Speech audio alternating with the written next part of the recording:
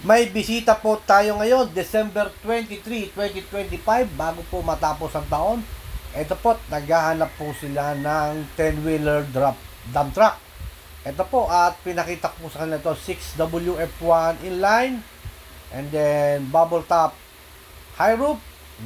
Lahat po ng kanyang mga rims na Alcoa 11R 22.5, and then double differential original Molle Class A unit. Class A unit, at pinasilip ko po kayo na bossing. At magkano ba ang asking, ang price na sabi ng dealer sa kanila, ha? As is nung sinabi sa kanilang presyo. And then syempre is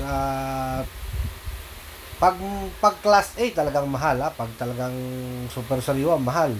Pero syempre is tagahanap sila bossing ng magandang unit.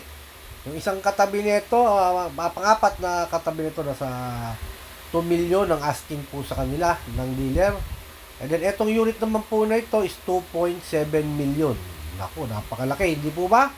At magkaiba po ang presyo. Syempre, nagtitingin-tingin lang sila bossing at nag-aadap kung anong mababang presyo. Ito pong unit po na ito, in-order po at 2.7 million ang price sa kanila ng dealer. 10-wheeler dump truck 6WF1 inline butterfly boom. And then sabi sa akin ni bossing, magtingin pa tayo ng medyo mababa lang kasi ang budget ko. Syempre ang inyong lingkod is pakikitaan pa natin siya ng mababa na hinahanap po niya sa presyo. Kita nyo pati turbo, napakaganda po ng unit po na ito, talagang class A na class A at presyong class A din talaga. At kaya yun na po ang pinakita natin kay bossing. And then ito naman sa mababang presyo daw, sabi ni bossing, ito 6WG1 na bubble top din, 10-wheeler dump truck. Ito medyo mababa naman po ang presyo po nito, at 1.7 million po ang asking ng dealer po sa kanya rito. Palaka boom, hindi siya butterfly boom. Siyempre naghahanap si bossing ng mababang presyo. Ito binigay natin kay bossing to, 1.7 million, 6WG1 CRDI, and then 400 HP power. At yan po bossing, pinahanapan nyo ng mababa. Ito binigay natin sa kanila bossing mababa.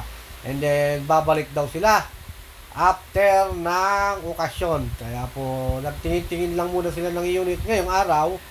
Ayan sila bossing, mga taga Bulacan sila bossing. Ayan, sariwa naman po ang pangilalim ng unit, pati makina okay naman po. And then hanggang dito na lang po muna tayo bossing. Sana sa pagbabalik ninyo is abutan pa natin tong unit po na ito. Yan po 6WG1 10-wheeler 1.7.